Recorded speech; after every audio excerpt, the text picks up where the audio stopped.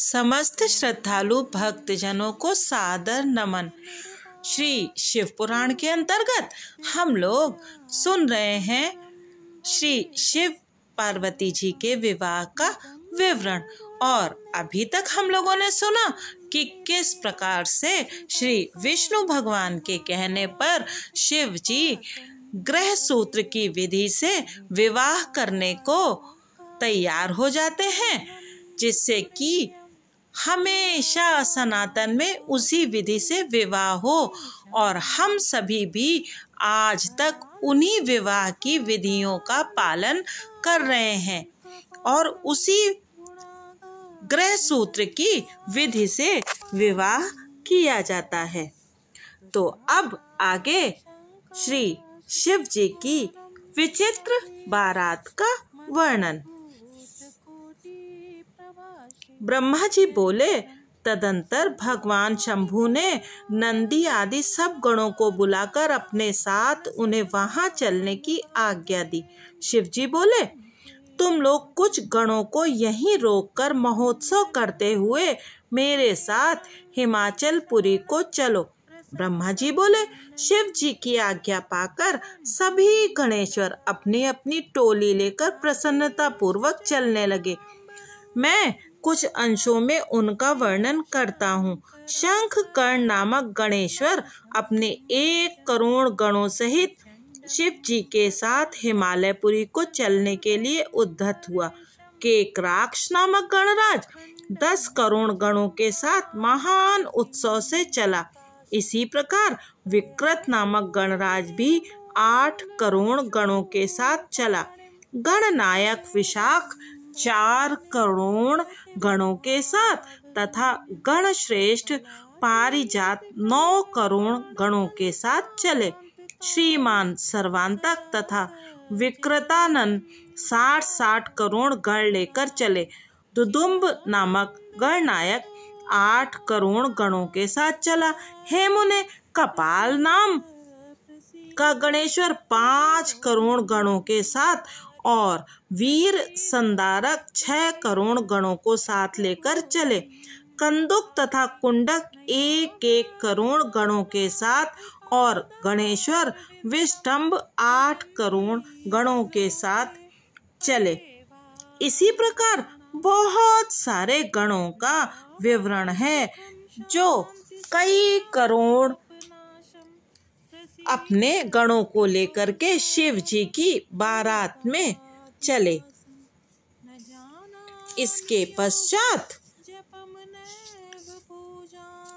नंदी आदि गणेश्वर भी 120,000 करोड़ गणों से युक्त होकर शंकर जी के उत्सव में चले। यह शंकर का विवाह महोत्सव है, ऐसा जानकर क्षेत्रपाल भैरव करोड़ करोड़ गणों के साथ प्रीति पूर्वक आए। ये गण तथा शिव के असंख्य गण जो अत्यंत बलवान थे, वे उत्साह तथा प्रीति से युक्त हो शिव जी के विवाह उत्सव में वहां गए।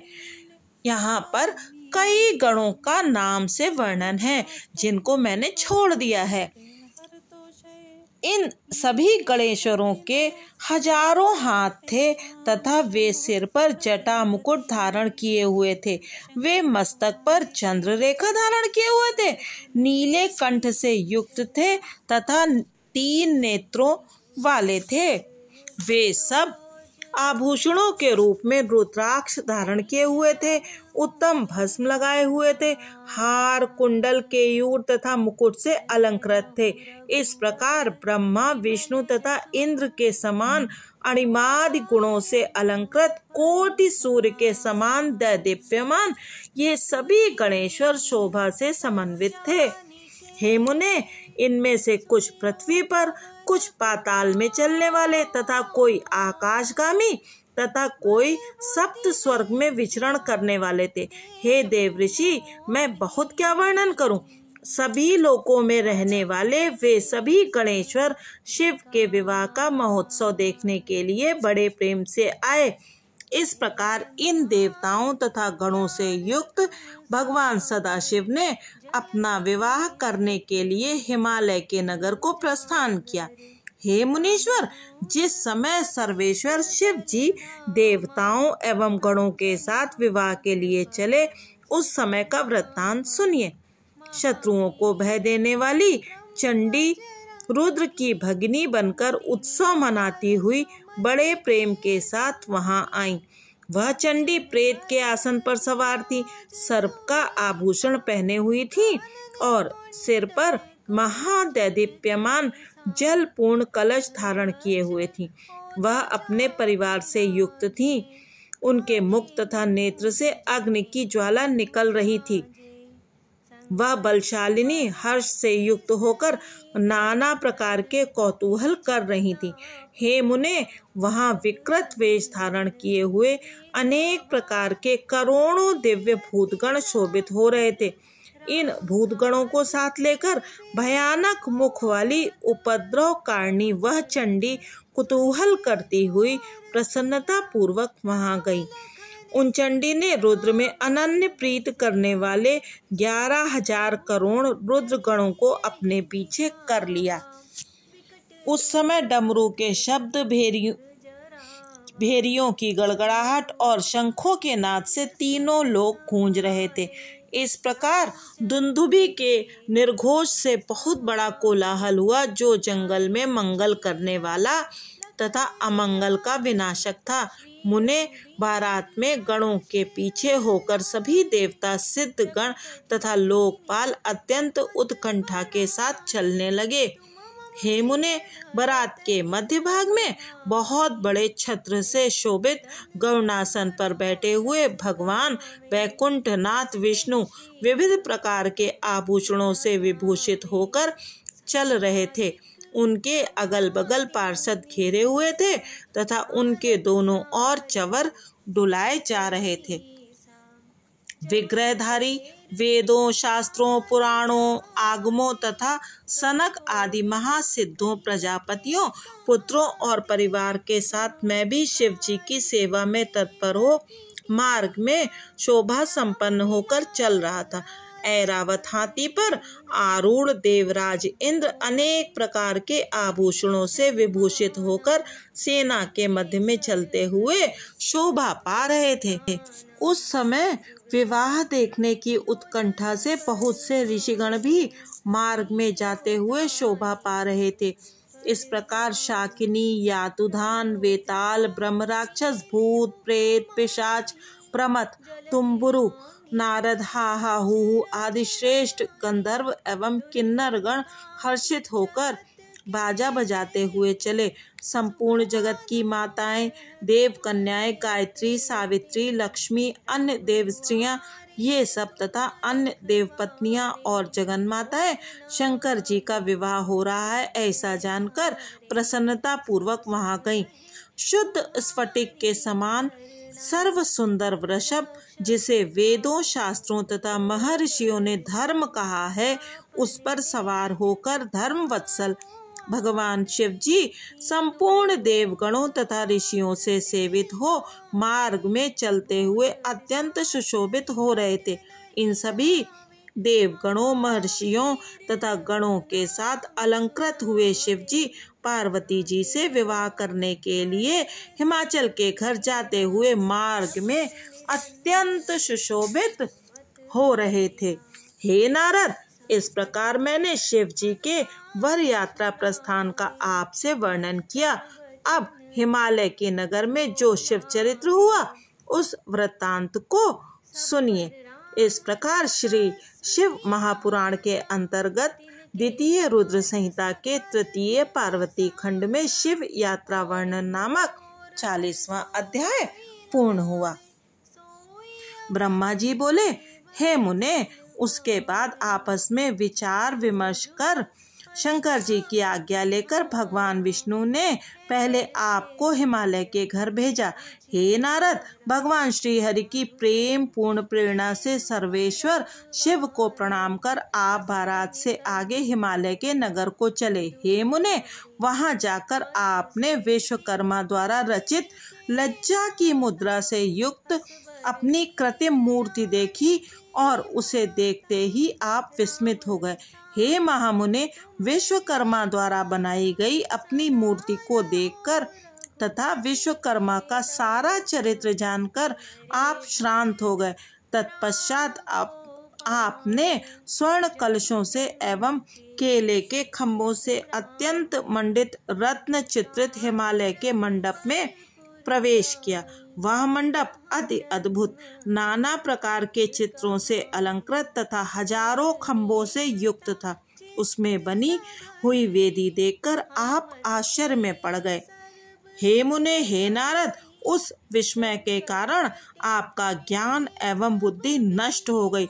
पुनः आपने हिमालय से पूछा, हे हिमालय, क्या इस समय विष्णु आदि सभी देवता, महर्षि, सिद्ध एवं गंधर्व यहाँ पहुँच गए हैं? हे पर्वतराज, क्या विवाह हेतु श्वेत बैल पर सवार होकर गणेश्वरों से युक्त सदाशिव पधार चुके हैं? यह बात आप सत्य सत्य कहिए। ब्रह्मा जी बोले, हे मुने, विस्मित चित्त हुए आपके इस प्रकार के वचन को सुनकर पर्वत हिमालय आपसे तथ्य युक्त वचन कहने लगे। हिमवान बोले, हे नारद, हे महाप्राज्ञ, अभी पार्वती के विवाह के लिए अपने गणों तथा बारातियों को लेकर शिवजी नहीं आए हैं। हे नारद, आप उत्तम बुद्धि से विश्वकर्मा के द्वारा रचित चित्र जानिए। हे देव ऋषि, आप आश्चर्य का त्याग कीजिए, स्वस्थ हो जाइए और शिव का स्मरण कीजिए। आप मुझ पर कृपा कर भोजन तथा विश्राम करके मैनाक आदि पर्वतों के साथ शंकर जी के समीप जाना। हे महामते, जिनके चरण कमल की अर्चना देवता तथा असुर भी किया करते हैं, उन शिव की प्रार्थना कर आप इन पर्वतों को साथ लेकर देवताओं तथा महर्षियों सहित उन्हें यहाँ शीघ्र ले आइए। ब्रह्मा जी बोले, हे नारद, तब आपने तथास्तु कहा और वहाँ का सारा कृत्य अच्छी तरह संपन्न कर भोजन करके महामनस्वी आप हिमालय के पुत्रों सहित बड़ी प्रसन्नता से शीघ्र शिव जी के समीप गए। वहां आपने देवताओं से घिरे हुए महादेव जी को देखा। आपने तथा उन पर्वतों ने भक्ति से उन कांतिमान शिव को प्रणाम किया। तत्पश्चात हे मुने, अनेक प्रकार के अलंकारों से युक्त मैनाक, सह, मेरु आदि पर्वतों को देखकर संदेह से आकुल मन वाले मैंने, विष्णु ने तथा इंद्र से युक्त देवताओं एवं रुद्रानुचरों ने विस्मित होकर आपसे पूछा। देवता बोले, हे नारद, हे महाप्राज्ञ, आप तो आश्चर्य से चकित दिखाई पड़ते हैं। हिमालय ने आपका सत्कार किया या नहीं? हम लोगों को यह विस्तार पूर्वक बताइए। ये महाबली मैनाक, सह तथा मेरु आदि पर्वत अनेक अलंकार धारण कर यहाँ किस उद्देश्य से आए हैं? हे नारद, आप यह भी बताइए कि पर्वतराज हिमालय का विचार शिव जी को कन्या देने का है या नहीं? हे तात, इस समय हिमालय के यहाँ क्या हो रहा है, ये सब विस्तार से कहिए। हे सुव्रत, हम देवताओं का मन अनेक प्रकार के संदेह से ग्रस्त हो रहा है, इसलिए हम लोग आपसे पूछ रहे हैं। आप हमारा संदेह दूर कीजिए।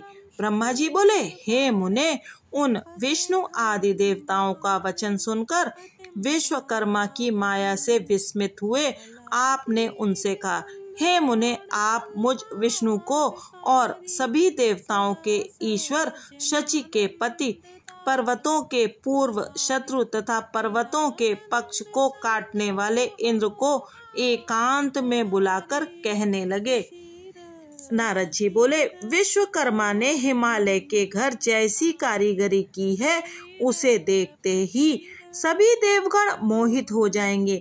वे हिमालय तो उस कारीगरी के कौशल से सारे देवताओं को प्रेम पूर्वक युक्ति से मोहित करना चाहते हैं। हे शचीपते, आपने पूर्व काल में विश्वकर्मा को भुलावे में डाल दिया था, क्या उसे आप भूल गए हैं? इसलिए वे आज आपको जीतने की इच्छा से हिमालय के घर में विराजमान हैं। उन्होंने मेरा ऐसा चित्र बनाया है कि उसे देखकर मैं तो मोहित हो गया हूँ। इसी प्रकार से उन्होंने विष्णु जी, ब्रह्मा तथा इंद्र आदि देवताओं के चित्र का भी निर्माण किया है। हे देवेश, अधिक कहने से क्या, उन विश्वकर्मा ने सभी देवगणों का चित्र इतनी कुशलता से बनाया है कि वह यथार्थ देवताओं के रूप से किंचन मात्र भी भिन्न नहीं जान पड़ता। उन्होंने परिहास करने के लिए सभी देवताओं की यह मायामयी चित्र रचना की है, जिससे देवताओं को मोह उत्पन्न हो जाए। ब्रह्मा जी बोले, इस प्रकार नारद के वचन को सुनकर भय से व्याकुल शरीर वाले देवेंद्र ने विष्णु की ओर देखकर शीघ्रता से कहा। देवेंद्र बोले, हे देव, हे रमानाथ, त्वष्टा पुत्र विश्वकर्मा शोक से व्याकुल हो मुझसे द्रोह करता है। कहीं ऐसा न हो कि वह इसी बहाने मेरा वध कर दे। ब्रह्मा जी बोले, उनका यह वचन सुनकर देवाधिदेव जनार्दन उन्हें समझाते हुए कहने लगे। विष्णु जी बोले, हे शचीपते, आपके वैरी निवात कवचादि दानव गणों ने महाविद्या के बल से पूर्व समय में भी आपको मोहित किया था। हे वासव, इसी प्रकार आपने मेरी आज्ञा से पर्वतराज हिमालय के तथा अन्य दूसरे पर्वतों के पंख का छेदन कर दिया है। इसी कारण ये पर्वत भी उसी माया को देखकर तथा सुनकर आपको जीतने की इच्छा करते हैं। ये सभी मूर्ख हैं और पराक्रम नहीं जानते, अतः आप इनसे भयभीत ना हो। हे देवेंद्र, इसमें कोई भी संदेह नहीं कि भक्त वत्सल भगवान सदाशिव हम सभी का मंगल करेंगे। ब्रह्मा जी बोले, इस प्रकार व्याकुल हुए इंद्र को देखकर विष्णु जी ने उन्हें समझाया। तब लौकिक गति का आश्रय लेने वाले भगवान शिव उनसे कहने लगे। ईश्वर बोले, हे हरे, हे सुरपते, आप लोग आपस में क्या विचार विमर्श कर रहे हैं?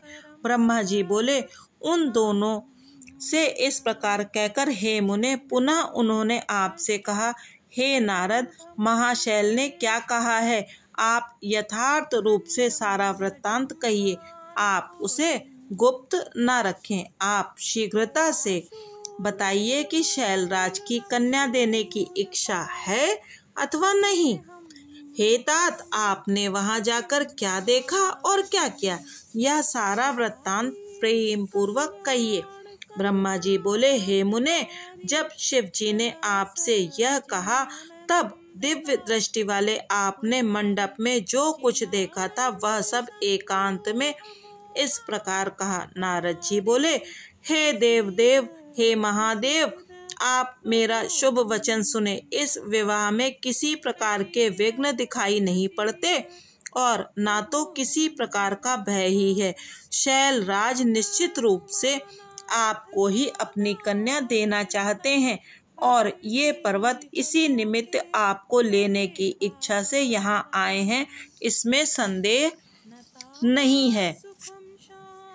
हे सर्वज्ञ, परंतु एक बात यह है कि कुतूहलवश वहाँ सभी देवताओं को मोहित करने के लिए एक अद्भुत माया रची गई है। इसके अतिरिक्त वहाँ और किसी प्रकार के विघ्न की संभावना नहीं है। हे विभो, महामाया करने वाले विश्वकर्मा ने हिमालय की आज्ञा से उनके घर में महान आश्चर्य युक्त मंडप की रचना की है। उस मंडप में विश्वकर्मा ने सारे देव समाज के चित्र का निर्माण किया है। उसे देखकर मैं मोहित होकर आश्चर्य में पड़ गया हूँ। ब्रह्मा जी बोले, नारद का यह वचन सुनकर लोकाचार करने वाले प्रभु शिव जी विष्णु आदि देवताओं से हंसते हुए कहने लगे। ईश्वर बोले, हे विष्णु, यदि पर्वत हिमालय मुझे अपनी कन्या देंगे तो आप यथार्थ रूप से बताइए कि मुझे माया से क्या प्रयोजन है। हे ब्राह्मण, हे शक्र, हे मुनिगण तथा हे देवताओं, आप लोग यथार्थ रूप से कहिए कि हिमालय मुझे अपनी कन्या दे रहे हैं तो माया से मेरा क्या प्रयोजन। न्याय शास्त्र के जानकार पंडितों ने कहा है कि जिस किसी उपाय से अपने साध्य को प्राप्त करना चाहिए, अतः आप सभी विष्णु आदि देवगण इस कार्य सिद्धि की इच्छा से शीघ्र ही चलें। ब्रह्मा जी बोले, देवताओं से इस प्रकार कहने वाले जितेंद्रिय भगवान सदाशिव को कामदेव ने साधारण मनुष्य के समान अपने वश में कर लिया। उसके बाद शिव जी की आज्ञा से विष्णु आदि देवता एवं ऋषिगण भ्रांत तथा मोहित करने वाले हिमालय ग्रह की ओर गए। हे मुने, उन देवताओं ने आप नारद को तथा उन पर्वतों को आगे कर आश्चर्यचकित हो हिमालय के अपूर्व एवं परम अद्भुत मंदिर की ओर प्रस्थान किया। इस प्रकार हर्ष में भरे हुए विष्णु आदि देवताओं तथा प्रसन्नता से युक्त अपने गणों के साथ वे शिवजी आनंदित होकर हिमालय के नगर के समीप आ गए। इस प्रकार श्री शिव महापुराण के अंतर्गत द्वितीय रुद्र संहिता के तृतीय पार्वती खंड में मंडप रचना वर्णन नामक 41वां अध्याय पूर्ण हुआ। ब्रह्मा जी बोले, गिरिराज हिमालय सर्वव्यापी शिव जी को अपने नगर के निकट आया हुआ सुनकर बड़े प्रसन्न हुए। तदंतर उन्होंने सभी सामग्री एकत्रित करके परमेश्वर की अगवानी करने के लिए बहुत से ब्राह्मणों तथा पर्वतों को भेजा और प्राणों से प्रिय ईश्वर का दर्शन करने के लिए भक्ति से परिपूर्ण हृदय वाले वे हिमालय अपने भाग्य की प्रशंसा करते हुए प्रसन्नता पूर्वक स्वयं भी गए।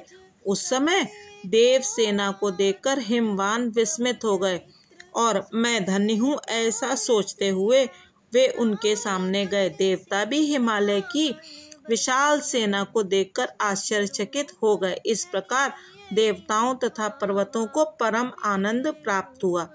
हे मुने, उस समय देवताओं तथा पर्वतों की विशाल सेना मिलकर पूर्व तथा पश्चिम सागर के समान शोभित हुई। वे देवता तथा पर्वत परस्पर मिलकर बड़ी प्रसन्नता से अपने को कृतकृत्य मानने लगे। उसके बाद हिमालय ने ईश्वर को सामने देखकर उन्हें प्रणाम किया और सभी पर्वतों तथा ब्राह्मणों ने भी सदाशिव को प्रणाम किया।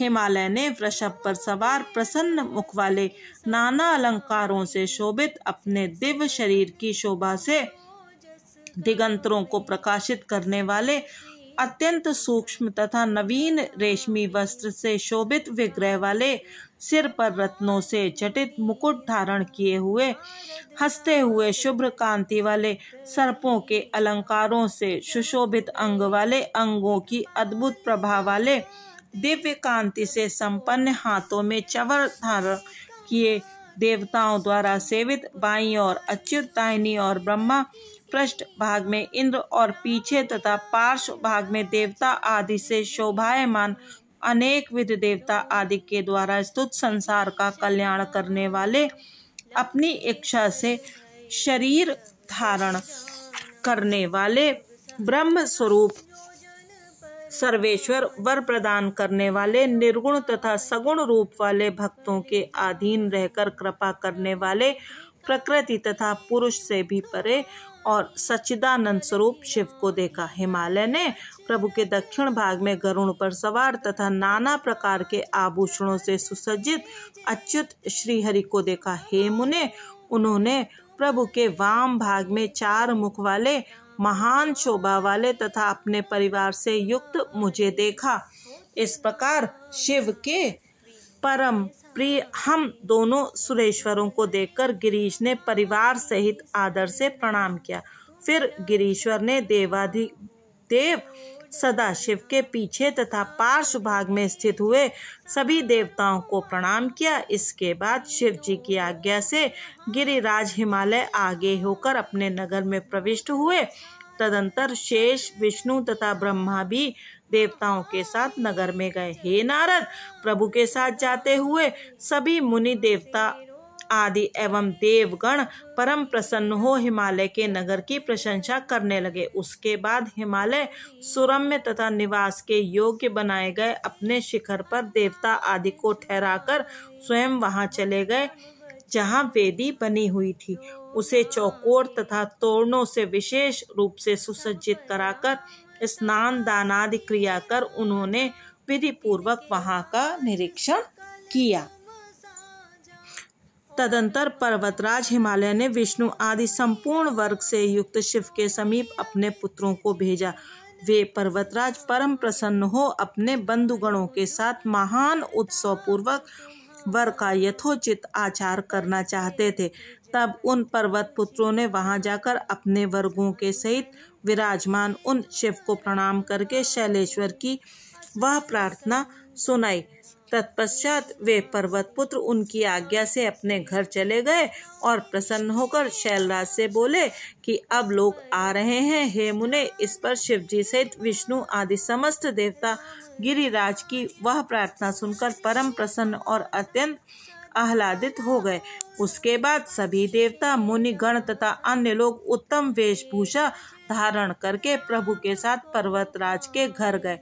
उस अवसर पर मैना ने शिवजी को देखना चाहा और हे मुने, प्रभु को देखने के लिए उन्होंने आप मुनिश्रेष्ठ को बुलवाया।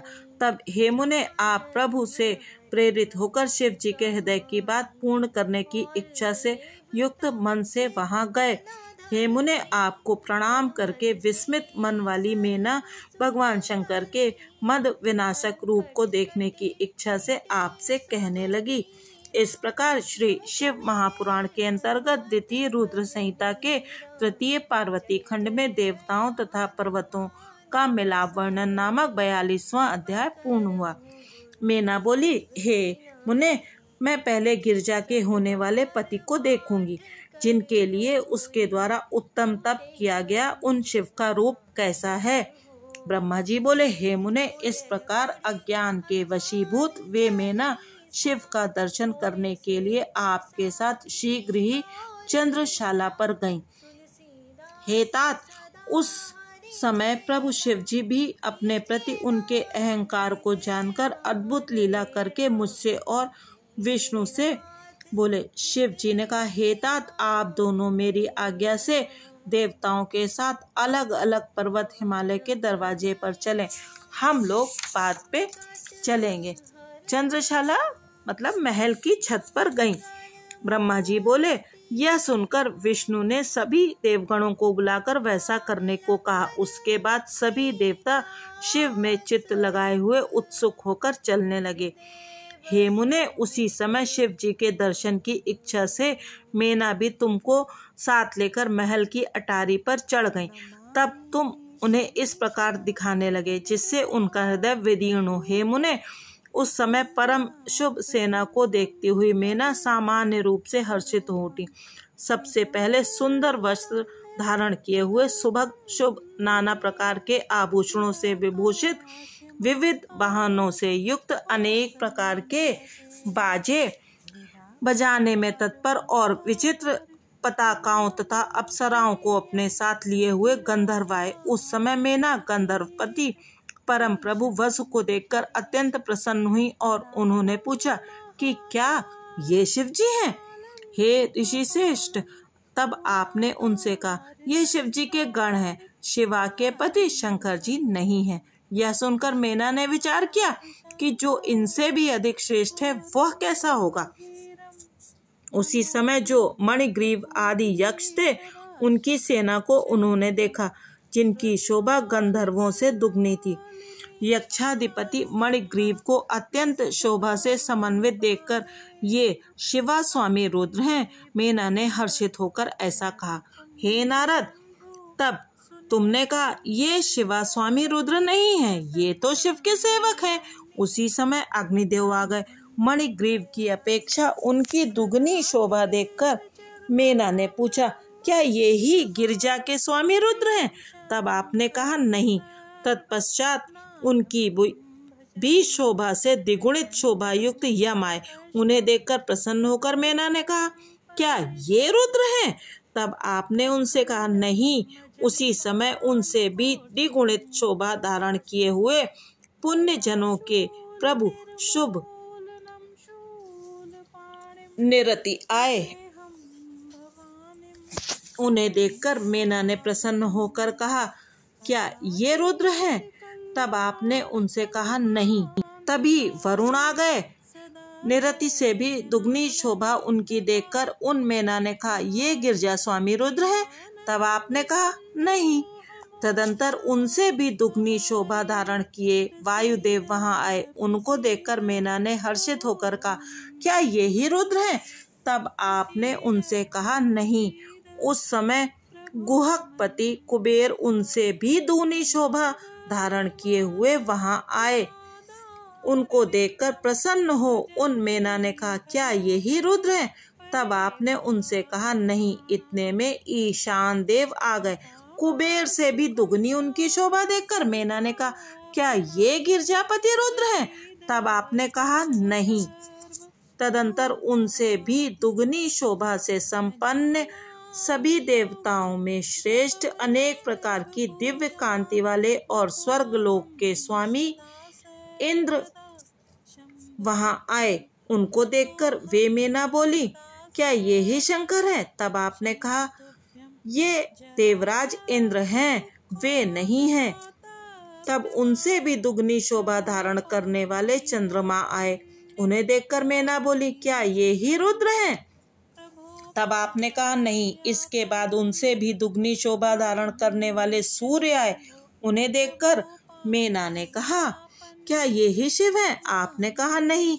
इतने में तेजो राशि भृग आदि मुनीश्वर अपने शिष्यों सहित वहां पहुंच गए। उनके मध्य में बृहस्पति को देखकर मेना बोली, ये ही गिरजापति रुद्र हैं? तब आपने कहा, नहीं। उसके बाद तेजों की महाराशि तथा साक्षात धर्म के पुंज के समान मैं ब्रह्मा स्तुत होता हुआ ऋषियों तथा पुत्रों के सहित उपस्थित हुआ। हे मुने, मुझे देखकर मेना बहुत प्रसन्न हुई और उन्होंने कहा, क्या ये ही शिव हैं? तब आपने उनसे कहा, नहीं। इसी बीच संपूर्ण शोभा से युक्त श्रीमान मेघ के समान श्याम वर्ण वाले 4 भुजाओं से युक्त करोड़ों कामदेवों के समान कमनीय पीतांबर धारण किए हुए अपने तेज से प्रकाशित कमल नयन शांत स्वभाव श्रेष्ठ गरुड़ पर सवार शंख आदि लक्षणों से युक्त मुकुट आदि से विभूषित वक्ष स्थल पर श्री वत्स का चिन्ह धारण किए हुए अप्रमेय कांति से संपन्न लक्ष्मीपति भगवान विष्णु वहां आए। उनको देखकर उनके नेत्र चकित हो गए और उन्होंने हर्ष में भरकर कहा, ये ही साक्षात गिरजापति शिव हैं, इसमें संदेह नहीं है।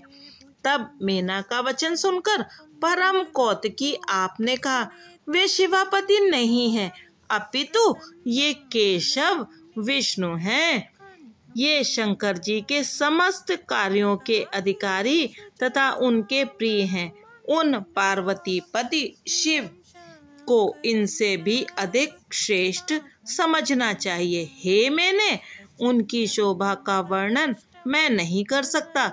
वे ही समस्त ब्रह्मांडों के अधिपति सर्वेश्वर तथा स्वराट हैं।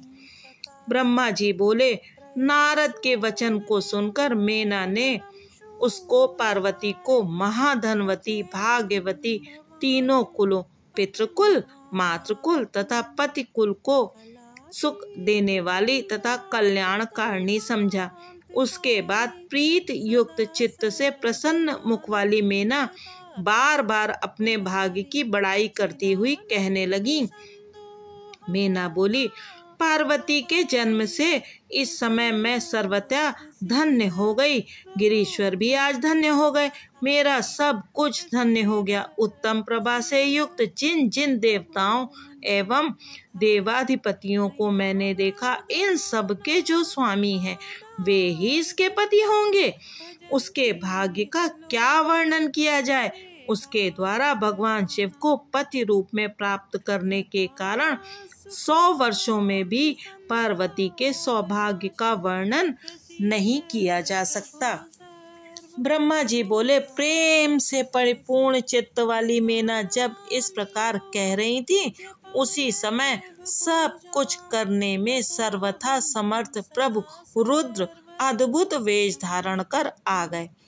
हे तात, उनके गण भी अद्भुत थे, जो मेना के गर्व को दूर करने वाले थे। उस समय प्रभु रुद्र अपने को माया से निर्लिप्त तथा निर्विकार दिखा रहे थे। हे नारद, हे मुने, उस समय उनको आया देखकर परम प्रेम से आप शिवा के पति शंकर को दिखाते हुए मेना से कहने लगे। नारद जी बोले, हे सुंदरी, आप देखिए, ये ही वे साक्षात शंकर हैं, जिनके निमित्त वन में पार्वती ने कठिन तप किया था। ब्रह्मा जी बोले, नारद के वचन को सुनकर मेना हर्षित होकर अद्भुत आकृति वाले अद्भुत गणों से युक्त तथा आश्चर्यजनक प्रभु शिव जी को देखने लगी। उसी समय भूत प्रेत आदि से युक्त तथा नाना प्रकार के गणों से समन्वित अत्यंत अद्भुत रुद्र सेना आ पहुंची।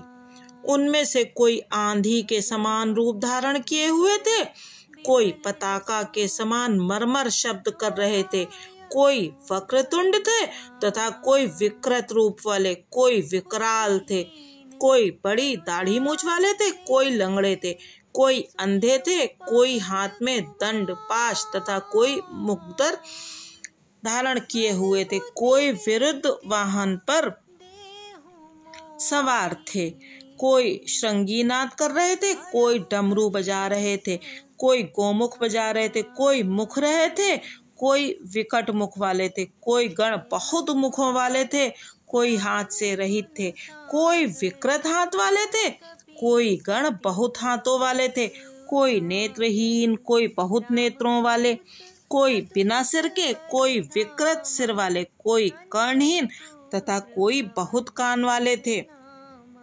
सभी गण नाना प्रकार के वेश धारण किए हुए थे। इसी प्रकार और भी विकृत आकार वाले अनेक प्रबल गण थे।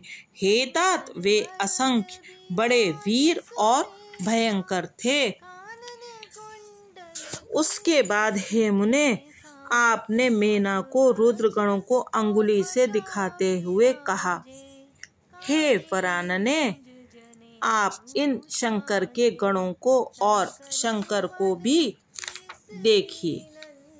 हे मुने, भूत प्रेत आदि असंख्य गणों को देखकर वे मेना तत्क्षण भय से अत्यंत व्याकुल हो गईं।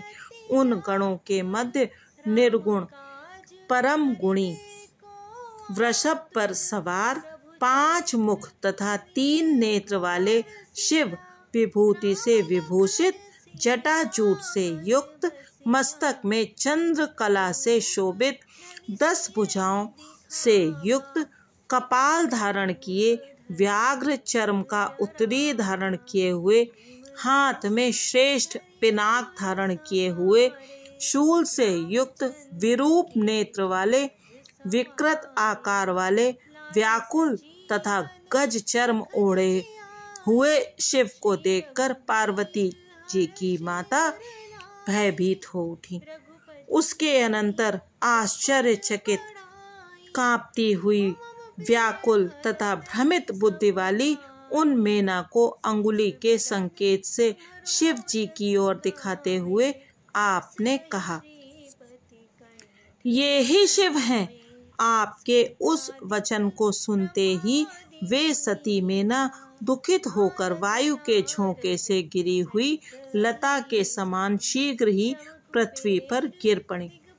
इस विकृत रूप को देखकर दुराग्रह में फंसकर मैं ठगी गई, ऐसा कहकर वे मेना क्षण मात्र में मूर्छित हो गई। उसके बाद सखियों के द्वारा अनेक प्रकार के प्रयत्नों से उपचार करने पर हिमालय प्रिय मेना को धीरे धीरे चैतन्य प्राप्त हुआ। इस प्रकार श्री शिव महापुराण के अंतर्गत द्वितीय रुद्र संहिता के तृतीय पार्वती खंड में शिव की अद्भुत लीला का वर्णन नामक 43वां अध्याय पूर्ण हुआ।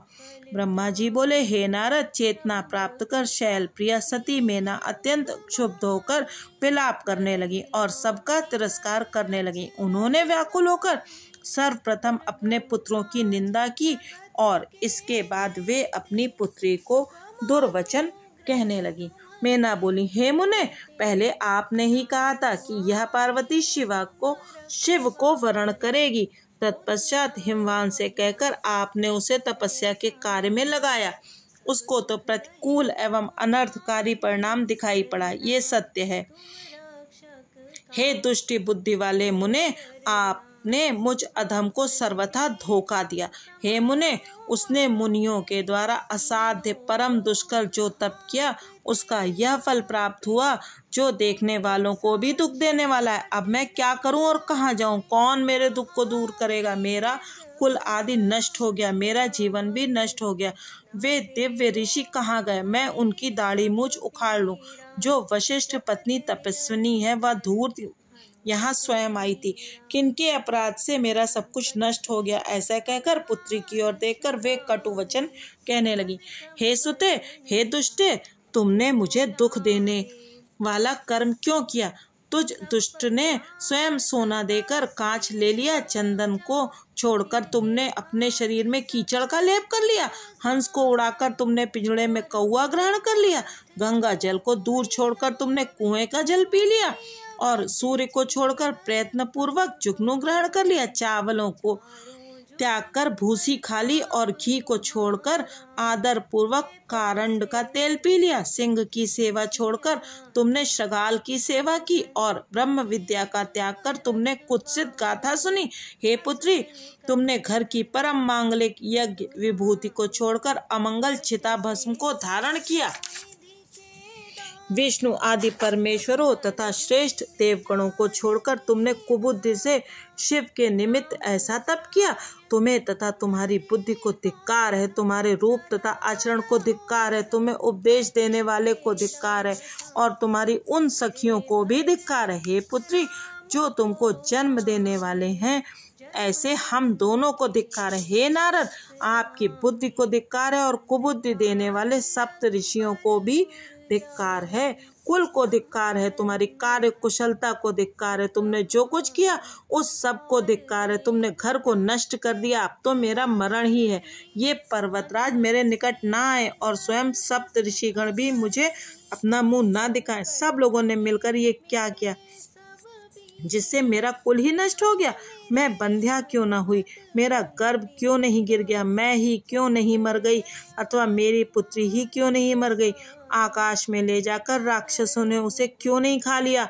आज मैं तुम्हारा सिर काट डालूं। अब मुझे इस शरीर से क्या करना है, किंतु क्या करूं? तुम्हें त्याग कर भी कहाँ जाऊं? हाय, मेरा जीवन ही नष्ट हो गया। ब्रह्मा जी बोले, इस प्रकार कहकर वे मेना मूर्छित होकर पृथ्वी पर गिर पड़ी। वे शोक तथा रोष आदि से व्याकुल होने के कारण पति के पास न जा सकी। हे मुनीश्वर, उस समय सारे घर में हाहाकार मच गया। फिर सब देवता बारी बारी से वहां उनके समीप आए।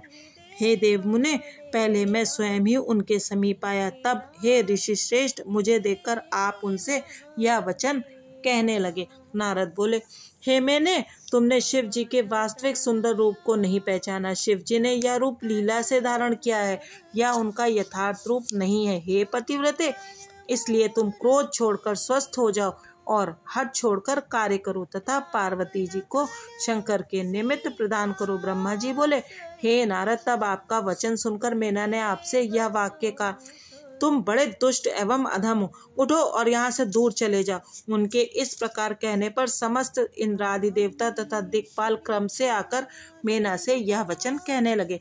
देवता बोले, हे मेने, हे पितृकन्ये, प्रसन्न होकर तुम हमारी बात सुनो। ये दूसरों को सुख देने वाले साक्षात शिव जी हैं।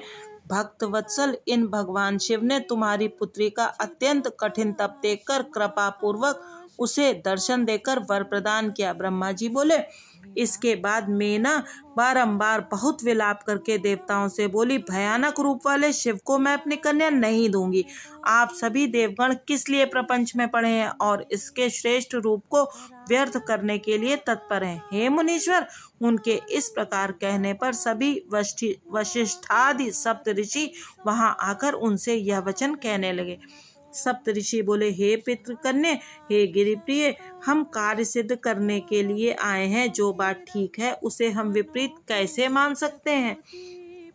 यह सबसे बड़ा लाभ है जो आपको शंकर जी का दर्शन प्राप्त हुआ और वे दान के पात्र होकर आपके घर आए हैं। ब्रह्मा जी बोले, उनके इस प्रकार कहने पर मेना ने उन मुनियों के वचन को झूठा समझ लिया और वे अज्ञानतावश रुष्ट होकर उन ऋषियों से इस प्रकार कहने लगी। मेना बोली, मैं शस्त्र आदि से उसका वध कर डालूंगी, किंतु शंकर के निमित्त उसे नहीं दूंगी। आप सभी दूर चले जाइए और मेरे पास मत आइएगा।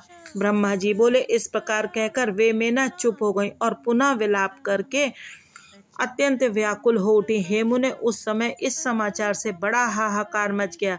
तदंतर अत्यंत व्याकुल होकर हिमालय मेना को समझाने के लिए वहां आए और तत्व की बात कहते हुए प्रेम पूर्वक उनसे कहने लगे। हिमालय बोले, हे मैने, हे प्रिय, तुम आज व्याकुल क्यों हो गई? मेरी बात सुनो। तुम्हारे घर कौन कौन लोग आए हैं? तुम इनकी निंदा क्यों करती हो? तुम शंकर को अच्छी तरह नहीं जानती हो। अनेक रूप और नाम वाले उन शंकर के विकट रूप को देखकर व्याकुल हो गई हो। उन शंकर को मैं जानता हूँ। वे सबका पालन करने वाले, पूज्यों के भी पूज्य और निग्रह तथा अनुग्रह करने वाले हैं। हे प्राण प्रिय, हे पुण्यशीले, हट मत करो और दुख का त्याग करो। हे सुव्रते, शीघ्रता से उठो और कार्य करो। तुम मेरी बात मानो। ये शंकर विकट रूप धारण करके द्वार पर जो आए हैं वे अपनी लीला ही दिखा रहे हैं। हे देवी, पहले हम दोनों ने उनका श्रेष्ठ महात्म्य देखकर ही कन्या देना स्वीकार किया था। हे प्रिय, अब उस बात को सत्य रूप से प्रमाणित करो। ब्रह्मा जी बोले, हे मुने, इस प्रकार कहकर उन पर्वतराज हिमालय ने मौन धारण कर लिया। तब यह सुनकर पार्वती की माता मेना हिमालय से कहने लगी, हे नाथ, मेरी बात सुनिए और आप वैसा ही कीजिए। इस अपनी कन्या पार्वती को पकड़कर कंठ में रस्सी बांधकर निशंक हो नीचे गिरा दीजिए, किंतु मैं शिव को उसे नहीं दूंगी। अथवा हे नाथ, हे पर्वतराज, इस कन्या को ले जाकर दया रहित होकर समुद्र में डुबो दीजिए और इसके बाद सुखी हो जाइए। ऐसा करने से ही सुख मिलेगा।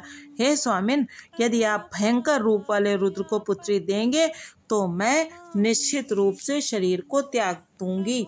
ब्रह्मा जी बोले, हे नारद, जब मेना हठ पूर्वक यह बात कह रही थी उसी समय पार्वती जी स्वयं वहां आ गई और मनोहर वचन कहने लगी।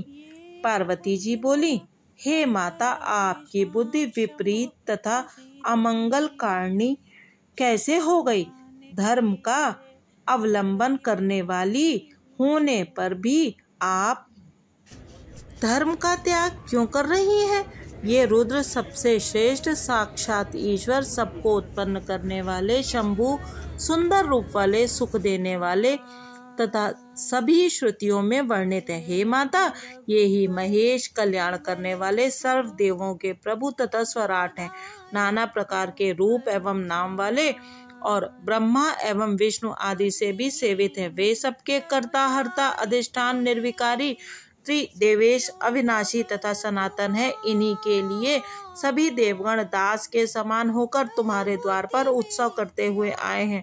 अब इससे बढ़कर और क्या सुख होगा? अतः हे माता, प्रयत्न पूर्वक उठिए और अपने जीवन को सफल कीजिए। आप इन शंकर जी के निमित्त मुझे प्रदान कीजिए और अपना गृहस्थाश्रम सफल बनाइए। हे जननी, आज आप मुझे परमेश्वर शंकर के निमित्त प्रदान कीजिए। हे माता, मैं आपसे कह रही हूँ, आप मेरी इस प्रार्थना को स्वीकार कीजिए। यदि आपने मुझे इनको नहीं दिया तो मैं किसी दूसरे का पति के रूप में वरण नहीं करूँगी।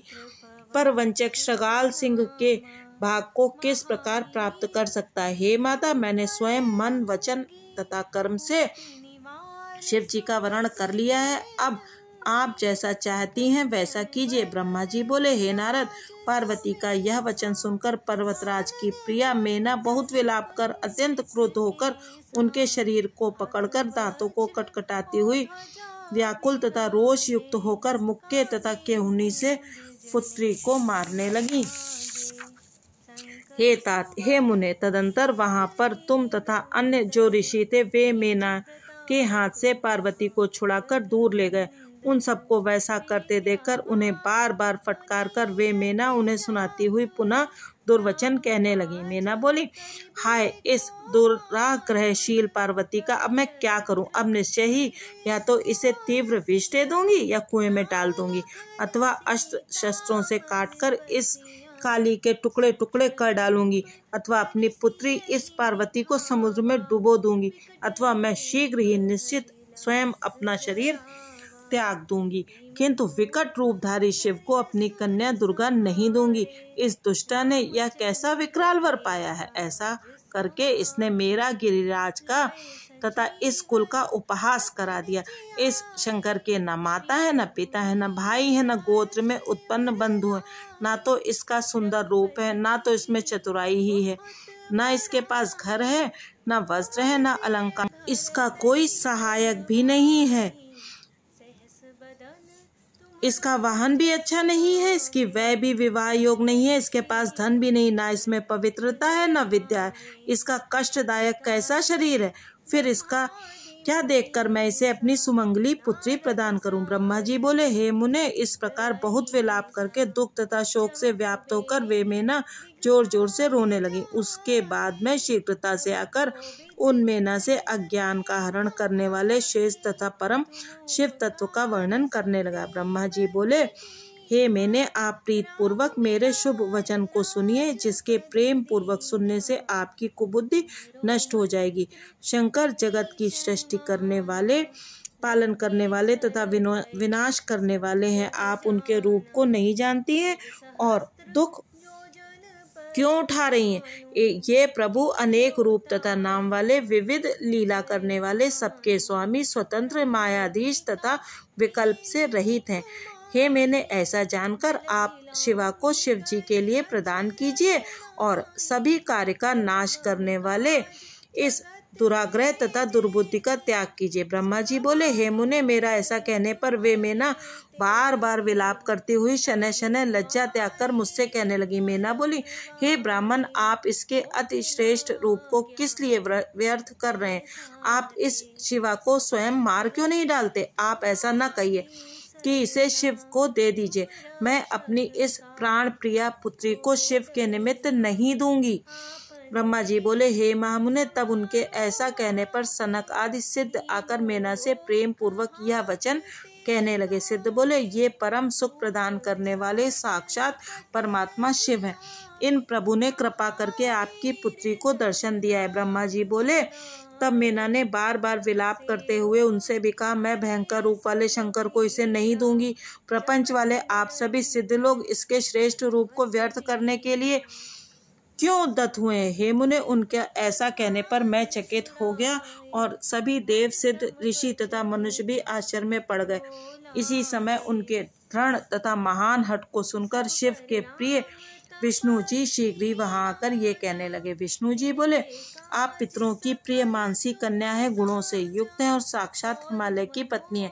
आपका अत्यंत पवित्र ब्रह्मकुल है, वैसे ही आपके सहायक भी हैं, इसलिए आप लोक में धन्य हैं। मैं विशेष क्या कहूँ, आप धर्म की आधारभूत हैं, तो आप धर्म का त्याग क्यों कर रही हैं? भला आप ही विचार करें कि सभी देवता, ऋषि, ब्रह्मा जी तथा मैं विरुद्ध क्यों बोलेंगे? आप शिव जी को नहीं जानती हैं। वे निर्गुण, सगुण, कुरूप, स्वरूप, सज्जनों को शरण देने वाले तथा सभी के सेव्य हैं। उन्होंने ही मूल प्रकृति ईश्वरी देवी का निर्माण किया और उस समय उनके बगल में उन्होंने पुरुषोत्तम की भी रचना की। तदंतर उन दोनों से मैं तथा ब्रह्मा अपने गुण तथा रूप के अनुसार उत्पन्न हुए हैं, किंतु वे रुद्र स्वयं अवतरित होकर लोकों का हित करते हैं। वेद, देवता तथा जो कुछ स्थावर जंगम रूप जगत दिखाई देता है, वह सब शिव जी से ही उत्पन्न हुआ है, उनके स्वरूप का वर्णन किसने किया है और उसे कौन जान सकता है। मैं तथा ब्रह्मा जी भी उनका अंत न पा सके। ब्रह्मा से लेकर तृण पर्यंत जो कुछ जगत दिखाई देता है उस सब को शिव समझिए, इसमें संदेह नहीं करना चाहिए। अपनी लीला से इस प्रकार के सुंदर रूप से अवतीर्ण हुए वे शिव पार्वती के तप के प्रभाव से ही आपके द्वार पर आए हैं। इसलिए हे हिमालय पत्नी, आप दुख का त्याग कीजिए और शिव जी का भजन कीजिए। ऐसा करने से आपको महान आनंद प्राप्त होगा और क्लेश नष्ट हो जाएगा। ब्रह्मा जी बोले, हे मुने, इस प्रकार समझाने पर उन मेना का विष्णु प्रबोधित मन कुछ कोमल हो गया, किंतु उस समय शिव की माया से विमोहित मेना ने हठ का परित्याग नहीं किया और शिव को कन्या देना स्वीकार नहीं किया। पार्वती की माता गिरिप्रिया उन मेना ने विष्णु के मनोहर वचन को सुनकर कुछ उद्बुद्ध होकर विष्णु जी से कहा, यदि वे सुंदर शरीर धारण करें तो मैं अपनी कन्या दे सकती हूँ, अन्यथा करोड़ों प्रयत्नों से भी नहीं दूंगी। मैं सत्य तथा दृढ़ वचन कहती हूँ। ब्रह्मा जी बोले, हे नारद, जो सबको मोहने वाली हैं, उस स्वेच्छा से प्रेरित हुई धन्य तथा दृढ़ व्रत वाली वे मेना इस प्रकार कहकर चुप हो गईं। इस प्रकार श्री शिव महापुराण के अंतर्गत द्वितीय रुद्र संहिता के तृतीय पार्वती खंड में मैना प्रबोध वर्णन नामक 44वां अध्याय पूर्ण हुआ। जय शिव शंकर, जय शिव शंभु, जय पार्वती माँ।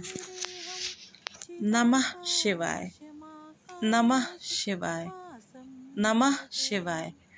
तो ये था वर्णन कि किस प्रकार से मेना जी श्री शिव एवं पार्वती जी के विवाह के लिए पहले रुष्ट हुई और उसके बाद भगवान श्री विष्णु के समझाने पर तैयार हुई। आगे का वर्णन अगले अंक में। धन्यवाद।